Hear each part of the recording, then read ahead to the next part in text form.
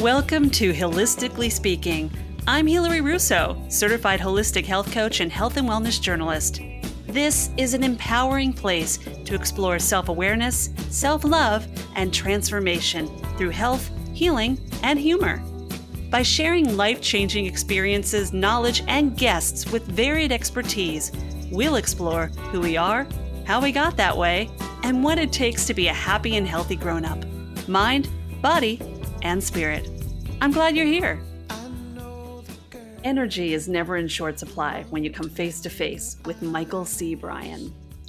As a writer, the ink sparks life when it meets the page. As an actor, he digs deep into the heart of his characters. And as a life coach, he goes beyond the shadows where the real work begins. And as a friend, he'll sometimes kick you in the butt when you need it most. But he will always make you laugh at the end of the day. You can trust me on that one. But there's a life before MCBHappier. Having spent over 25 years working in corporate America, in addition to being open about his own childhood abuse and traumas, Michael gets dark so that you can find the light. He encourages writing your life story just as he did through his award-winning memoir, Creepy Kid.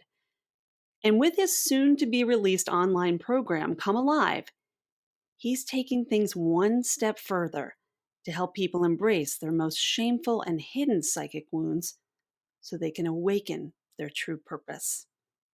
Get ready to get real with a side of glitter on this week's Holistically Speaking. Michael, third time's a charm, dear. That's always the case with me. I've heard that today. Actually, I had a client that said to me, 3 is their favorite number, and I said, I think that's everybody's. The rule of 3 in drama, the rule of 3 in life. I think that's true. Yeah, Totally. I love the law of thirds, but we've done a recording once before last year, and things change and life changes, and we've grown and just where we are in our lives have grown as well. And then, of course, we try to record again, and technology sometimes loves to step in and make its presence known. And we just have to kind of sit back and be like, it's all good. Third time's the charm. So here we are. So here you are. You're back, and we are in action. And I'm talking with Michael C. Bryan, MCBHappier. He is a beautiful soul. He is a life coach, and he's here to share with all of our Holistically Speaking listeners your own story, obviously, but how that has kind of transformed your life into something really, truly beautiful where you're holding space to help others in their healing. The trauma to triumph story, you always come to mind with me because of the childhood trauma that you've shared, that you've been through, that you share openly, which is such a beautiful thing that you are able to do. And that's really where we get to the heart of ourselves. And then just allowing the space for people to be present and be themselves, and where you kind of step in with your Michael way, which is very unique. And I love it. You've slapped me in the ass a couple times, Yeah, that's pretty much it. It's funny because we're talking after I've had a whole day of clients, and I've been talking to people around the world all day, and what we talked about the first 2 times are not even really going to bear any relevance on what we're talking about now in a funny way, because the thing that is always, we said this before, but the thing that I was always told my whole life was that I was too much, that I wrote too much, that I spoke too much, that I was too much. And now I'm in the presence with people around the world that I work with who have been told less is more, who have been told tone it down, who have been told not to be this thing, and not to be so emotional, not to be so gregarious, not to be so introverted, not to be so something. And it's fascinating because after spending all day talking with these amazing individuals that I'm so blessed to work with, to hear us engage in a way where we understand that this very thing that most people would prefer we were not is really more of an indication of what they don't have access to inside of themselves, which of course they do have access to, but haven't learned to. So they project onto us. And it's more about saying, great, whatever, you've got that going on. But I need to learn to love that part of myself, because the irony is, in this world, that's what's celebrated: the uniqueness, the individuality, and the authenticness of who we are, which is only something that comes out of being who we are. But unless we can give ourselves permission to be who we are and experience it beyond a book or a friggin' program or one more Instagram post, which is lovely, but it's only so far unless we experience that rush, that drive rush. That's it. So this guy and I were talking, this client, and we were laughing because we both loved the group Rush, the old rock group Rush. And everybody, he and I have been told constantly, I've been told I overwrite, I overtalk, I over everything. And so we laughed because, I was in high school covering this song Trees by Rush, way back when. And, laughing. And they used to tell me, you need to tone it down. Can you not sing so loud or hold it back? And I'm like, the group's called Rush. I'm like, do you not kind of get the point here with what's going on? So we laughed because he's an experiential person like myself who understands that while balance and equilibrium and calm are the name of the game, the spentness, time well spent, the spentness of the day, going to bed at night knowing you've lived a really good day and you're spent, that causes more replenishment the next day. Whereas there's a careful, manicured, sort of controlled thing that most of us live by that really doesn't allow the totality of us to emerge in a spectacular manner. You know what I mean?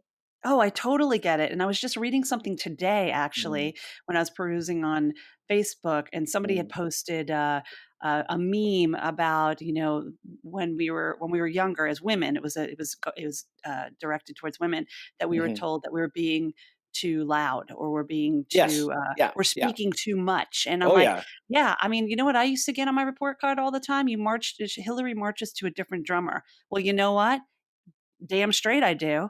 And it's that feeling of the desire to be open and outward and not be small. And just when I was speaking with a client last night, that idea of that, you behave, you don't talk back, you're just very hands in the lap kind of thing.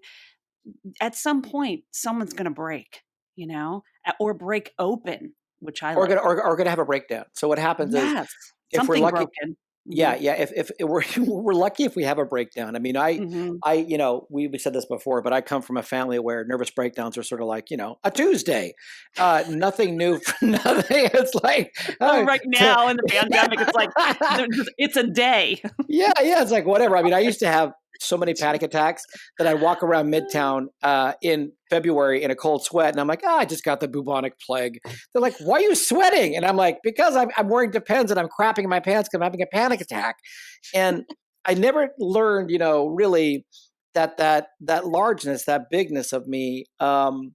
It seeped out in weird ways. And that's, my childhood was very dramatic. It was a Eugene O'Neill play in IMAX 3D. It was, my mother was borderline personality disorder, which is the whole enchilada of crazy. And I like the word crazy. Lena Dunham did a wonderful thing recently where she want to take back the power of the word crazy.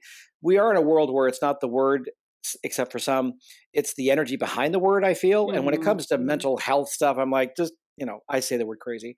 So she was crazy. And she had borderline personality. My grandmother was schizophrenic. My mother ended up killing herself when she was in her 70s. That was like 12 or 13 years ago. I was kicked out for being gay. I mean, it goes on and on and on. It's like this really. And so I went through all these traumatic things. And, we're talking in terms of being a life coach. I wrote a TV show called The Life Coach, a dramedy, half-hour dramedy that I've been selling in Hollywood. And my assistant was reading it, and she said to me, it's fascinating because you actually mock the work when you originally wrote it years ago, but now you don't because you've seen the true power of the authenticness of the work. And so we laughed because I'm rewriting it because, the thing is in this work of life coaching, there's certain frameworks and things that work, but because I came from a past that was incredibly unhinged, that felt like at any day I could not survive this, that I was, and I'm going to use a strong word right now, I was raped as a boy and I was homeless as a teen. And so that stuff really did a number on me.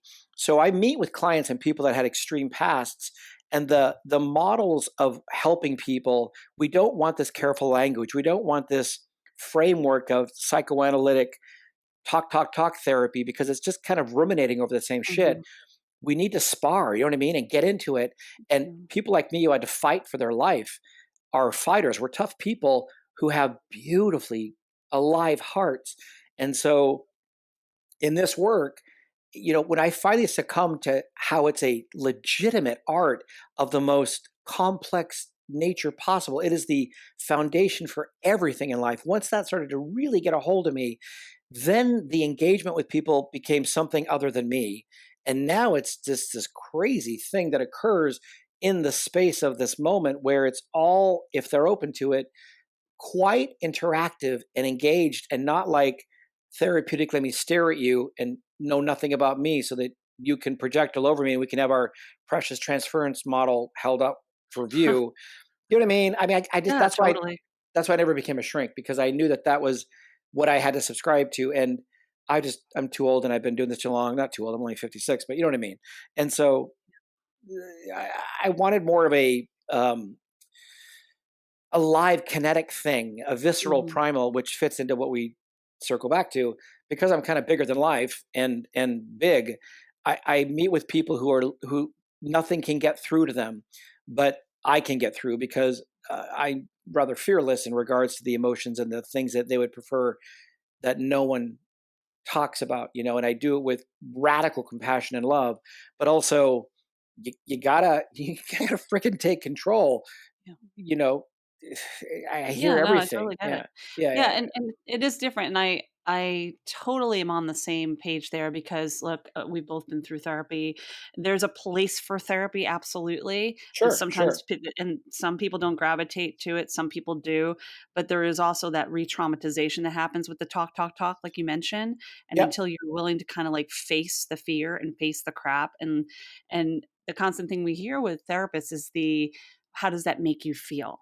And that yes, we need to feel, but it's so much deeper, and sometimes just re-traumatizing ourselves, telling the same story week after week, especially if the person's not doing the work and they're just expecting that 1 hour session every week is going to just make them feel better. It might in the moment, just hashing it out, getting it out there.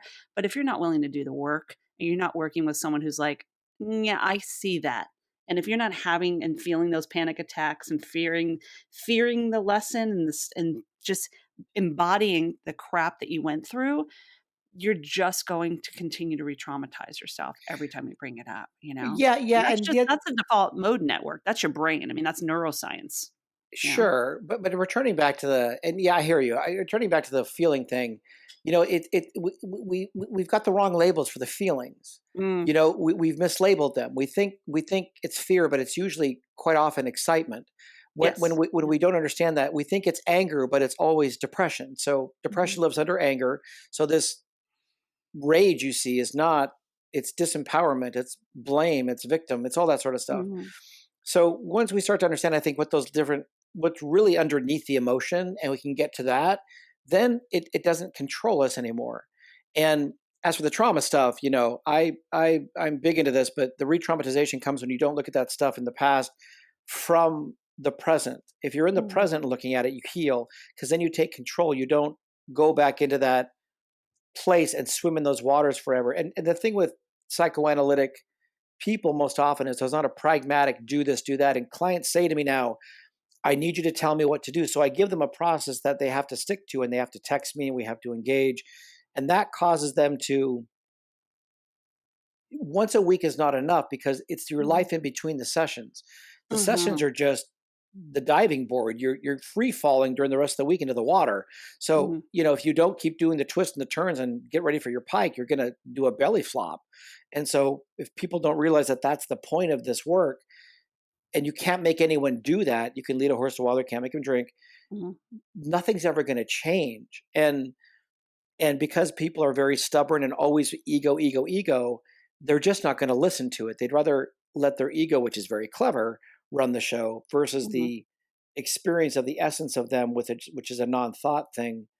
And I know that's kind of a complex thing, but once we understand that, come through and engage, that's where the engagement comes, and that's where the deep sense of completion, satisfaction, spent a time well spent feeling comes from, when you live in that aligned place of connection to the essence of you. I don't even use the word self You know, anymore because I don't know what a self is. yeah, no, I'm hearing you 100%. And there's that and you mentioned just a few seconds ago about going back and nurturing. I would imagine you're talking about the child, our inner Well, child. I just did a session with a client a minute ago. Janina Fisher is a great psychotherapist who does very progressive sensory motor psychotherapy, and it's body stuff. So the body is the indicator of where we are or not, obviously. So Mhm, because I was an abused kid, I'm very, very attuned to the physicality of my body and how it's an indication of what's off in my understanding of who I am and my uh, misaligned sort of unclear thinking. So, which is always the mind, not me. And so the mhm, trauma model she has is engaging with the younger self in the present, like I said, mhm, and and engaging. And we talked about this before. I used to think that John Bradshaw stuff from the '80s, your inner kid, was mm, bull crap. But what I've started to understand from my own experience and watching it in people is the from the present moment engaging with your younger self. It's like what we mhm, said. Thich Nhat Hanh, that crazy guy, he mhm, wrote mhm, that book called Reconciliation, which was about, and I give it to a lot of clients. That book deeply dives into the relationship with our 5-year old, 6-year old, 7-year old self, why that relationship is essential, and how that breaks the chain of family trauma. But I'm sitting here talking. Anybody mhm, who's hearing this and this is ringing any bells with, what I'm saying on here and what Hill is saying, mhm, this doesn't mean anything if you don't actually do this. It's mhm, not enough. It's nice you hear it, but it's really got to be an experiential thing, and that's why therapy can be a very conceptual, overly mind reliant thing. It's got to be an experiential thing, working with emotions, learning what the right words are for the emotion, mhm, to drop into those things and then come out the other side and no longer blame what's happening in the world for how you feel, but taking ownership that you can decide how you want to feel. And this is coming from a man who had a mother who killed herself, a schizophrenic grandmother, a sister who was in a mental hospital not too long ago, depressive anxiety. I mean, I've been through it. And if I can mhm. say that about emotion, I can assure you it's a real thing. Well, this is coming from a woman that's agreeing with a man. Whether it's man or woman, it's just two people who have life experiences, and we're doing this work for a reason. And those who heal, if that's what we're considered sometimes, healers, coaches, have been through the healing ourselves. I mean, I'd like to think I'm more of a compassionate, open, uh, open-minded, and aligned human being because of the crap I've been through. I'm nowhere where I was 3 years ago than I am today and 10 years ago, but I do agree that it's going back to that child. Until you can learn to integrate the darker aspects, which we all have, whether you like to admit it or not, into ourselves, and let that be the wisdom, the insight, let that be the gravitas, the intellectual rigor, let Mhm, that be the prowess, the confidence, right, that we possess, because that comes in there, and then you still are a person who's optimistic, who's choosing how to think, who's bright, light, who's farting My Little Ponies. I mean, you still are that person who decides to think that way, right? mhm, But you also have to you a heaviness, and because of what I went through as a kid, I always say I have a sorrow in the marrow of my bones. Very poetic, but the, mm, the truth is I get sorrow, but every single day, because of what I experienced as a boy, there's this tendency to that that dark hand coming out and pulling me into the black. That's always what I have to fight against, mm, and yet that hand, that darkness from which it emerges, is the um, confidence that I feel in this work, the calling, the sacredness, the nobility, the paramount importance of taking it with the utmost seriousness, and at the same time laughing at how stupid we all are about it and taking it way too seriously with no sense of mm, humor. mm. So that's my mix. You know what I mean? Like I Oh, can't. yeah. The Mhm. earnestness just exhausts me in this work. Yeah, no, I get I feel for you, and I get that, God. and it's Ugh. not so much going back to a situation or a time period, but it is actually being witness to the child, that each of us have, and as the adult nurturing the child and the people around you, kind of seeing the child, because we're not there's a lot of times we put her or him aside. So, I do agree with you on that. Well, we put him or her aside, but they're going to be known like Oh, that. yeah. That inner Yeah. kid. We're When still we acting out. Oh, dude, when we get messy, it's that kid. It's not the adult. When we act out and go, "Why did I open my big mouth?" Mhm. When we do something we wished we hadn't done, or Mhm. get into a fight with someone, or like, "What am I doing?" That's what's happening. It's not the adult. It's that Mhm. kid that is just we've abandoned them. And I say to people when they do the inner child meditations, you've got to see that younger version of yourself, Mhm. and you've got to, in that meditative space, you've got to say, I am so sorry I've abandoned you. And I love you. And you're awesome, and there's nothing Yeah. you can do that's not awesome, and you're hysterical, and the fact that you're Mhm. covered in dirt from playing outside is amazing, and no one's ever going to hurt you again, because I will not allow them to. That's what you say to that kid, because that's what they need to Mhm. hear, and they got to believe it. So Mhm. when you're in a meditation, you're talking to your younger self, look at your face. And it's Mhm. you talking to you. And you're going to know if the kid doesn't believe you. Well, why would they? They had their heart destroyed when they were younger. But because kids are beautifully perfect and resilient, they want to believe that. But you've got to be there. And it transverses time and space. It's a trip. It's a real trip. Yeah. I would have to say some of my most powerful meditations are when I'm doing that work, when I am nurturing young Oh, yeah. Hilary, and I'm like, "You are loved. You are so amazing. What a little spitfire you are," you know? When the little, when the Aries, half Italian girl comes out of me, and I realize I'm like, "Hmm, I've got a mouth. I know." It's nurturing that child, and you hit the nail on the head with that, and it reminds me of, Sarah Payton, who I adore, Mhm. who's the author of Your Resident Self, and she is really about the nonviolent communication. She says every movement that is made toward gentleness with ourselves moves us closer to well-being. And that goes into the whole feeling of we have to feel our panic attacks. We have to shift in a way, and we really need to feel. And it does go back to nurturing and the self resonance and the empathy that a lot of Well, times we forget about. yeah, She's but you know brilliant. what you what I want to add in here, Hill, is like I hear this sort of stuff, and while it always is about love and empathy and kindness and compassion, although I don't like the word empathy, but compassion and love, there is a powerful engagement and a there is a there's always in this work like this preponderance for don't say you're rageful and don't go into the anger and don't go into the violence. Well, because I was born into violence, Mm, and because I'm around people who like I've had clients who said when they came back from their prom that when they walked in the front door, I've had women that said their mothers punched them in the nose and broke their nose because they said, I told you not to go out with that guy. mhm, Now, in this work, no one talks about that because it's too strong. It freaks them out. They don't want to go there. But this is something that a lot of people experience. So those people do not always resonate with, oh, just come from love and kindness. No, I need to tell them, you need to grab whatever rock is around you in that garden of yours, and you need to take that rock and you need to bash down what it is that's been holding you back. Otherwise, nothing's going to change. And they understand that because when I was told for so many years, oh, you're just mad at your mother because she abused you, you just have to forgive her. What I didn't understand was there was a benefit to the rage. And mhm, the rage was I had to kick her friggin' hands off me every day. And I can't say on the podcast what I want to say about my mother that I say to clients because we're still PG-13 land. Let's just say the words that I would say to my mother to get her off of me after what she did to me, I have no shame about. And they're very strong words. But when mhm. you're an abused person, you have to fight for your life and you have to come at those things.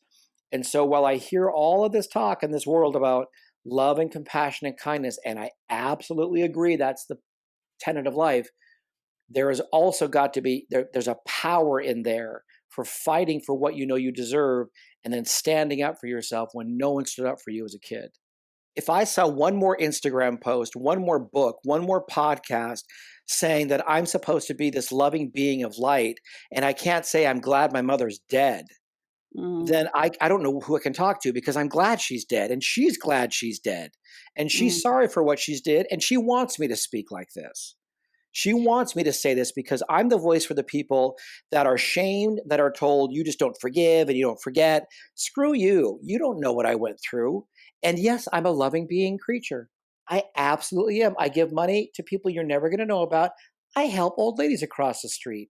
I'm that guy. And at the same time, my mother kicked the crap out of me as a kid, and I'm glad she's dead. I'm glad my dad is dead. You know why? Because what they did to me really screwed me up, but thanks to them, I'm who I am. And it's possible to live in that dichotomy. It's this mhm. black and white in this work that I can't stand. And it shames the people who had an extreme experience, because the other people who didn't can't relate, but there's millions of us who can relate. You know what I mean? Well, yeah, and there's a space for you because, like, I think we mentioned this in a prior conversation. There's going to be somebody who needs somebody to help them through. Hmm. And while someone might gravitate to you for your approach, someone might gravitate to me, someone might not gravitate to either of us, someone might find value in gravitating to both of us, Sure, on sure, some level. But sure. there's no there's a place for everyone. Hmm. And you know yeah, I mean, the anger, I can only imagine, and my heart feels for you because I mean, I know what you've been through from what you've shared, and I applaud you for being open about it and sharing in this space so that if it touches one starfish that can get thrown back into the ocean and thrive in the ecosystem, If it then touches a starfish with anger issues who wants to yeah. throw the other starfish into the sea, then I'm like, go for it, baby. You know, Exactly, I mean, yes. this circles back to what we said about being who you are and not Yeah. apologizing. You know, I'm bigger than life. I know that I'm big, and in this work, I couldn't figure out how to be who I am, which is, quite there from a place of balance and healing. And what I didn't realize was that I didn't have to try to be something else that so many people who just want to talk about love and their third eye all day, which is beautiful. But for me, it lacked any sort of complexity. It was like, life is not like that in my experience. Life is a Mhm, very complex. I take my cues from great literature, from the poets, from the mystics. I don't always take it from just Louise Hay or just Eckhart Tolle. I take it from the collective striving of other creative beings and people who tried to make sense of an experience, because the great people that we love, the great artists that you and I love, the great mhm, leaders we love, all came from a crappy beginning.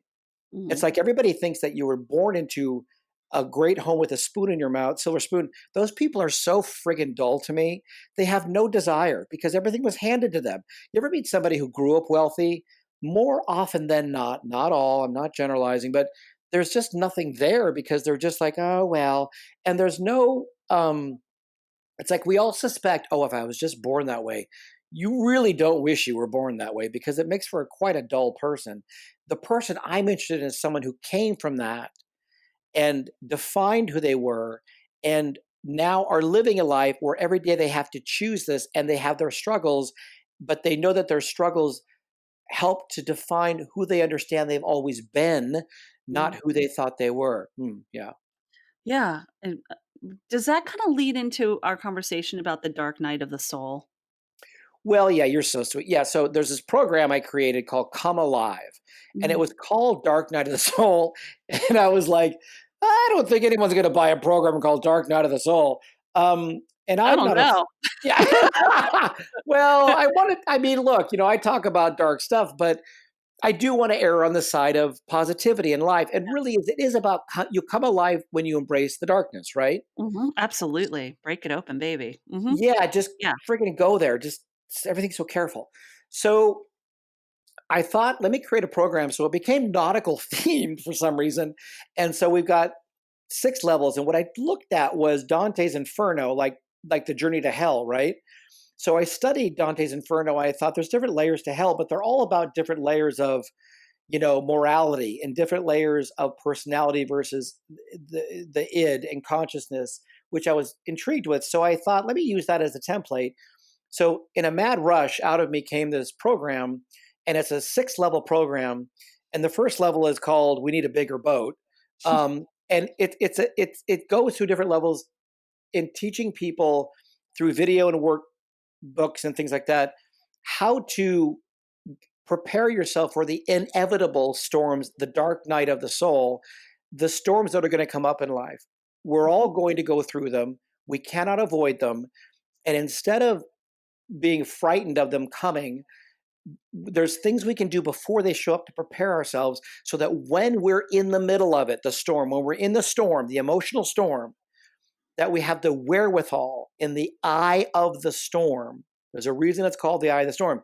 So we can enact the third eye, so we can have our eyes wide open. Because what happens in the middle of the worst times of our life, when we wake up at night, when we can't sleep, when the job fell through, when the lover left us, when something horrible has happened to someone near us, when we feel life is never going to be normal, when we feel at the mercy of the pandemic, when we can't believe about racial unrest, when the political climate is what it is, when we feel like we just can't take it, there is in that moment, we are being forced to surrender. And that's when awakening comes and the input that we can then understand was right in front of us comes flooding in. And if we have a wherewithal, we articulate that. So I created something called the Dark Night of the Soul Journal. And it's this journal where you clock what you're getting during it. So it's your North Star, it's your rudder in the storm, so you don't lose faith, that you don't lose hope, that you don't drown. And you make notes of what you're getting. Because when you come out of that dark night Mhm. and you start feeling better, there's the last bit of it. Level 6 is called the lighthouse. And that lighthouse is your new life. And everything you went through in the dark night, you're supposed to take with you and put into the new life. It's like when we're sick and we feel better. Now I'm going to go on that trip to Venice. You know what I mean? There's a Yeah, reason totally. that happens. Yeah, and it almost seems like the journal is the captain's logbook. That's right. So we could do these metaphors all day. It's fantastic. That's beautiful. That's exactly right.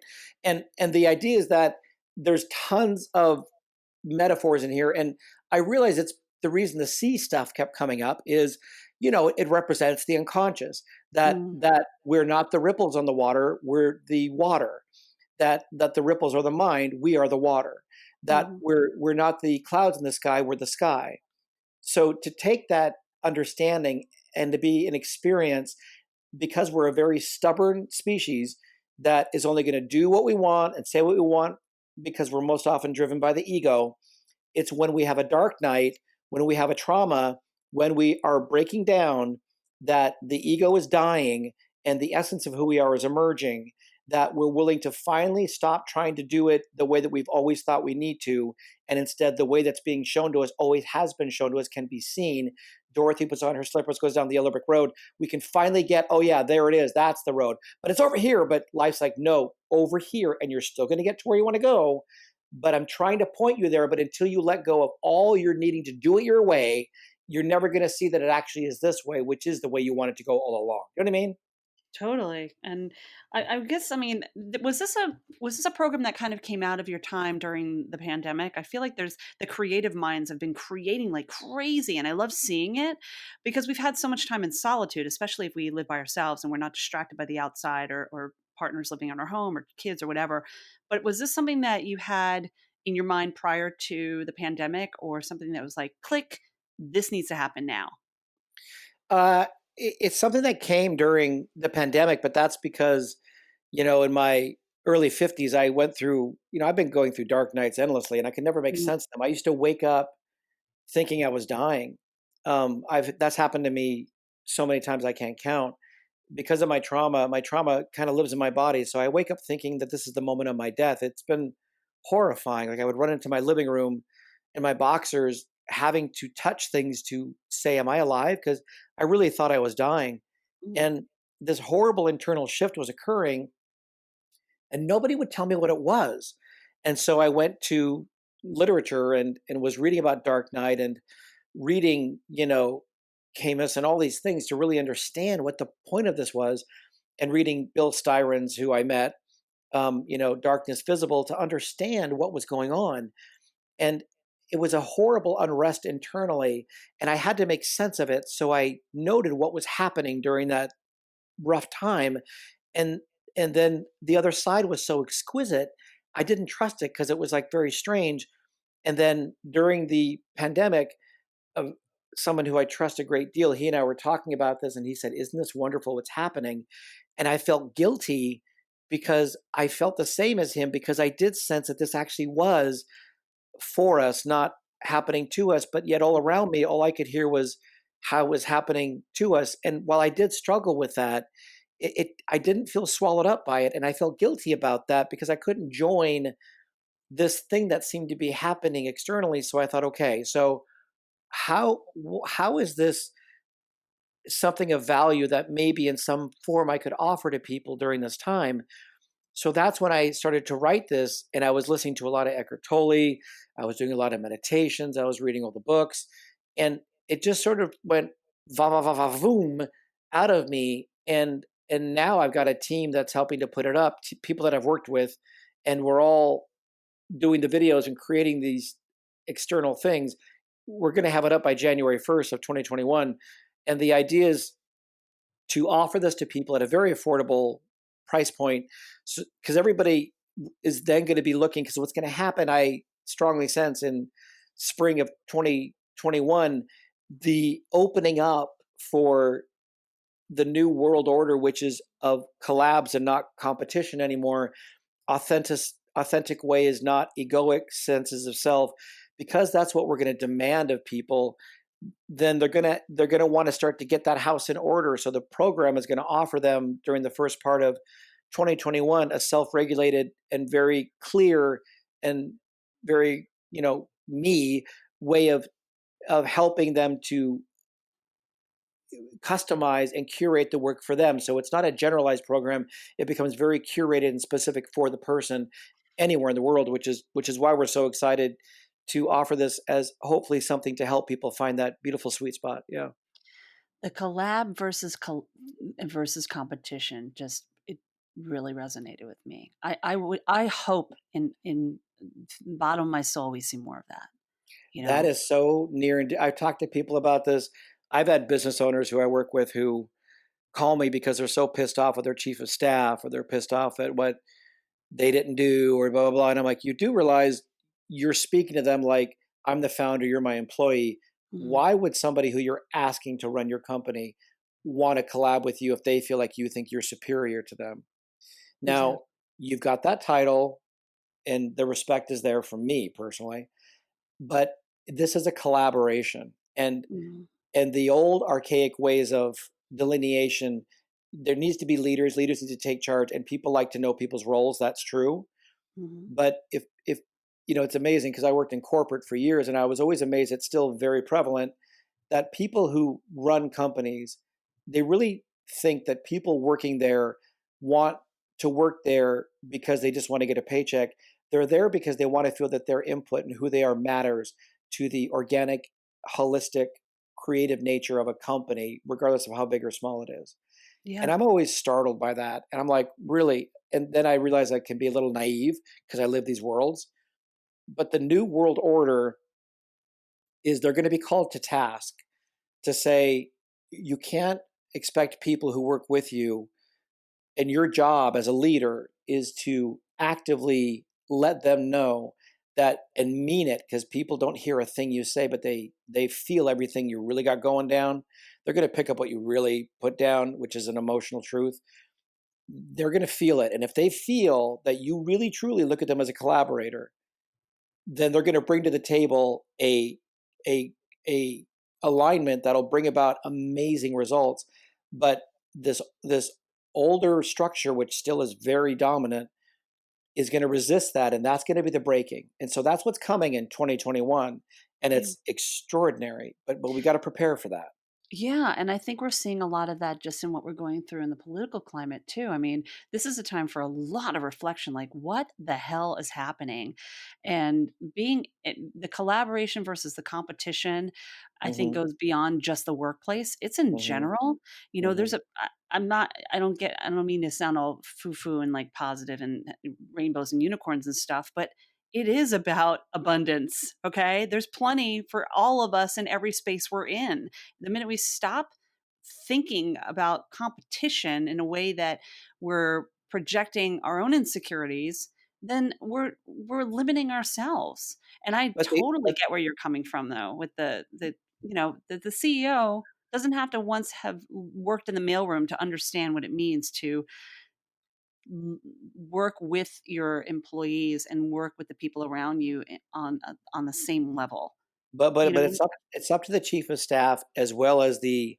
I had a former client who used to say they they they treat the janitor and the king of Siam with the same level of respect, and I always love that about what that Thank person said. you. Love It's that. very true. Mhm. At the same time, the program is designed to say you can hope and expect that your boss, whoever they may be, or whatever form they may be, treats you in a way, but it's really up to you to know your value, your worth, what you have to offer, and Mhm. to make sure that other people, recognize it. But they're only going to recognize it if you really recognize it in yourself. So you can't put it on them to treat you a certain manner. Instead, you have to take a look at how it is that you really treat yourself and really what is your understanding. So it's really about checking your own stuff. And so the Mhm. program is designed just work on yourself, work on your understanding of you, take all this, you know, they need to do this a certain way and understand what you know about yourself, experience what fullness feels like, experience the fullness. Don't just keep talking about, we got to go beyond abundance and prosperity. Those are lovely words, but until we can feel it in our bodies, Mhm. nothing will change for any of us. You got to get through to people. And so Mhm. we've heard it all. We've seen it all. Mhm. There's always going to be a large portion of the work that we do, but they're really going to want all the. It's lovely, but like the plaques from Michaels and like the stickers, that's great. I Mhm. personally have just been around the block too much with that stuff, and I want something new and different that's very relevant and engaged and active Mhm. and blasting of absolute love, but also in the real world. It's like people in academia, they look like, stepping out of a cave, blinded by the light when they go into the real world. They don't know how to engage. So it's about how does the real world really begin? Well, there are assholes, there are jerks, there are schmucks. They exist. Are they worthy of love? And are we all one? Sure. But don't think for 1 second that someone's not going to, if you don't know your value, screw you over, take advantage of you. I work in Hollywood, so are you kidding me? You can't go in there thinking that everyone's there for your best interest. They're there for their egoic best interest. You have to know what your best interest is. And when you know that, then you match up with people and you can look them in the eye. Yeah. You can look them in the eye and you can tell, is this someone that I can actually collab with? Or are you coming at this looking at me as a means to an end?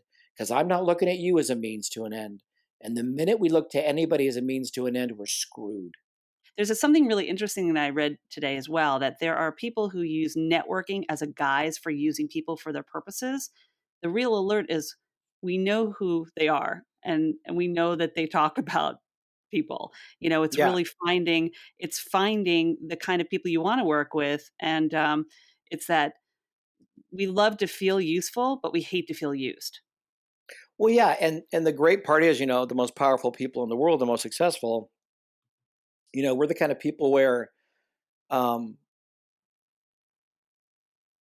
most authentic, most genuine, most real, most kind. There's this idea that successful people are bougie to a degree that is suppressive or oppressive to others. Of Mhm. course, that exists. My experience has been some of the most successful people that I've ever met have a level of understanding about their value and worth, and that their obligation is to have a fair exchange of values with other people. They take what they do very seriously and they understand that. But because they enact that consciously, they live a life that shows that. And Mhm. I, you know, I don't agree with the other thinking about it because there's a lot of, you know, thinking about that today that someone else is thriving actually is holding someone else back. That's just absurd to me. Mhm. Holding back exposing the great life you're having because it suppresses someone else is just an absurd notion. Mhm. Thriving is, the greatest thing we can do because the more we have, the more we can help we can help other people. You know what I mean?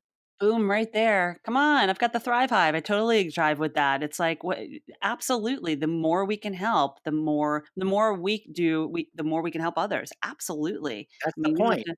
And the thing that you touch on with Come Alive, bringing it into the corporate setting or the workplace, and talking about how the person has to be for themselves. I mean, that goes back that goes outside the workplace too. That's personal relationships as well. We're Oh yeah. responsible for how we're treated. And in the conversation I just had recently with a client, it's, toxic relationship, boyfriend after boyfriend. But until you realize your own worth and what you're willing to allow into your life, what you're willing to you need to take responsibility that you're allowing that toxicity to keep coming back into your life. And so And you have I think personal and you as well. and you have to ask why. Like it's that idea. Exactly. Yeah. There's something you believe that you deserve to that people would fight me on this, and Mhm. that's fine. Mhm. They would say, "No, I don't feel I deserve to be treated like that." And I'm like, Something in you somewhere, somehow, and with great love and believe me, I've been through it. Yeah, compassion comes to you to say that's actually not true. That wouldn't be happening if there wasn't something in you that felt that you deserved to be treated in that way.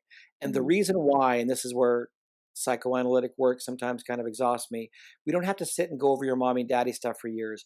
Just know it's there, know Mhm. that it exists. Now that has to be accepted. How do we integrate that? See that sort of, what do they call thought leaders? Sometimes as a simplistic sort of reductive way of looking at this stuff from their standpoint. Not all of them, of course, not all of them. That says that, oh, just replace the model. I'm like, no, Mhm. integrate, engage with and integrate the old belief system that sounds like just fucking bile.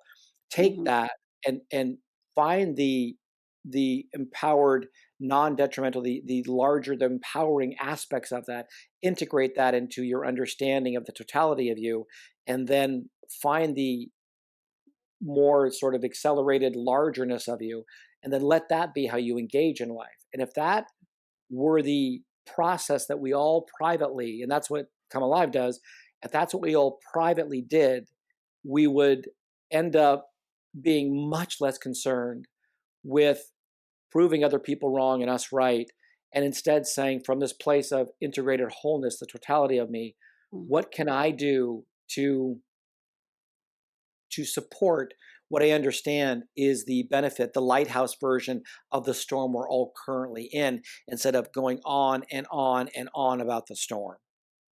Mm. Love it. It's great. It's the pain. You said something yesterday. The pain is the portal for transformation.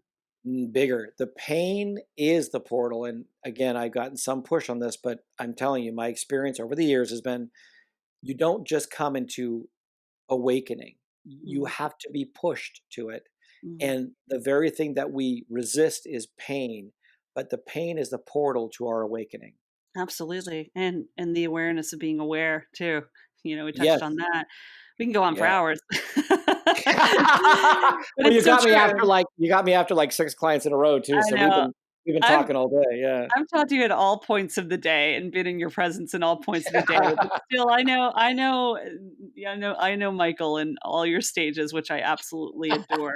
So here's something I wanna do with you real quick that I do with all my with all my guests is I Mm, do the rapid fire, kinda mm, giving you that word, and you come back with that first word you think about, and then we'll mhm. do some closing thoughts, but, are you ready for this?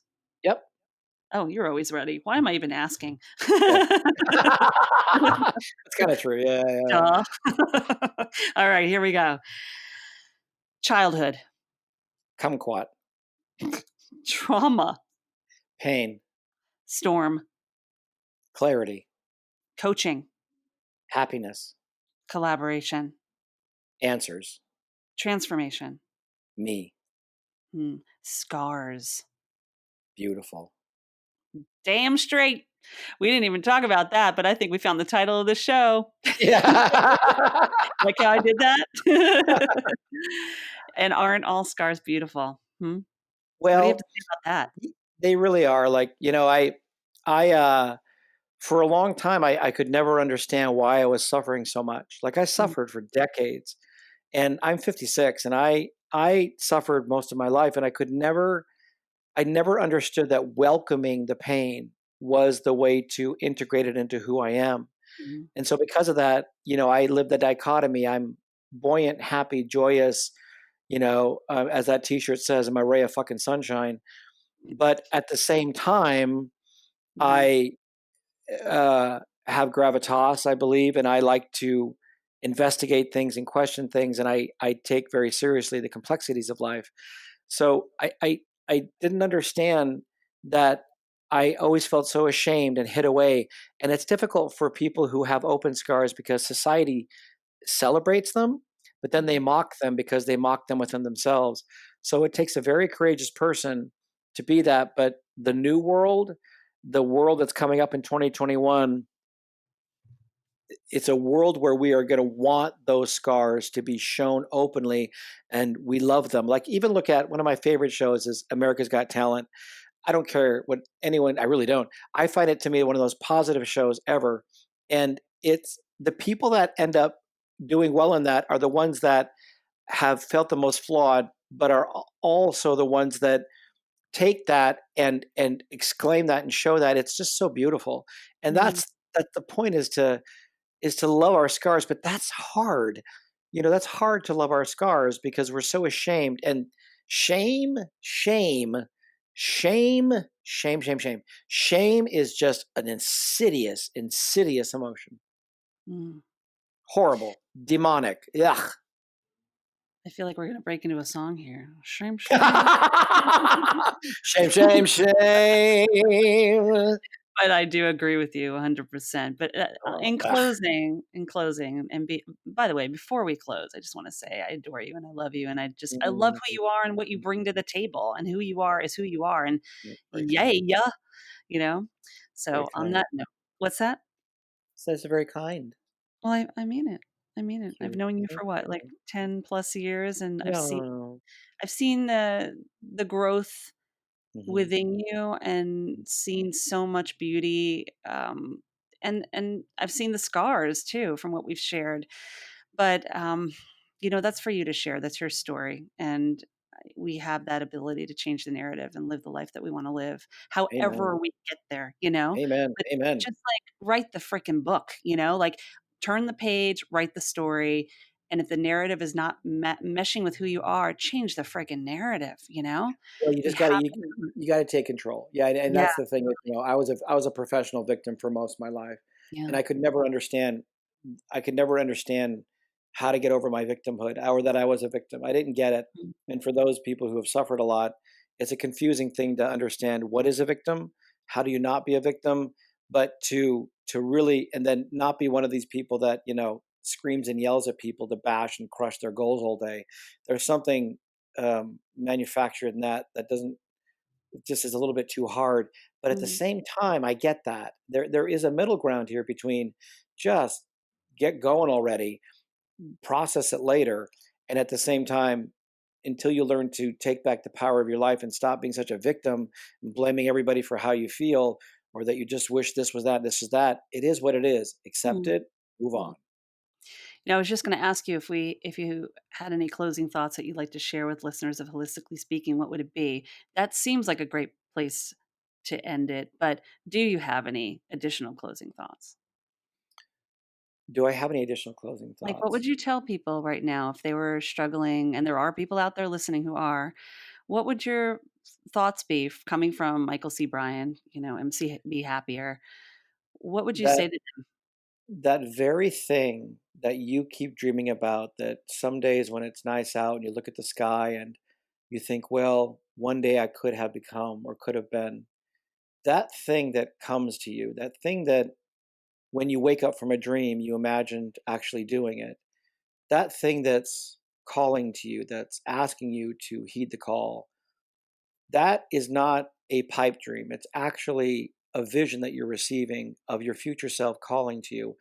I want you to imagine that your future self is standing at the end of a long road, and they're standing there at the epitome of what you can possibly allow yourself, and then a little bit more, to be the fully realized, happy, successful, joyous, confident, stable, truly alive entity that they are. They exist, and they are serving up to you right now images, slivers, ideas, impulses as to who you are, and they are calling you to them constantly. To not live your life in service of doing whatever it takes to meet that person is a wasted life. Time is precious, and a full life is one where one lives as much as they can in service of that thing that keeps coming at you. And as someone who didn't for years and is now doing that, now is the only moment you have, but simply give yourself a gift of letting that image call you.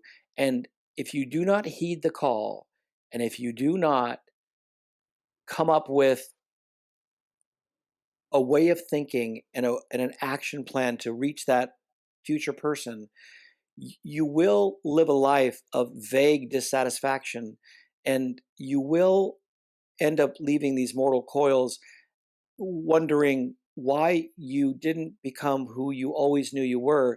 And it was all because you listened to your mind. And your mind is not your friend unless you decide to make it your friend. So trust that image. Trust the thing that's calling you, because your future self is so excited to meet you and is waiting for you and will never, ever, ever stop calling your name.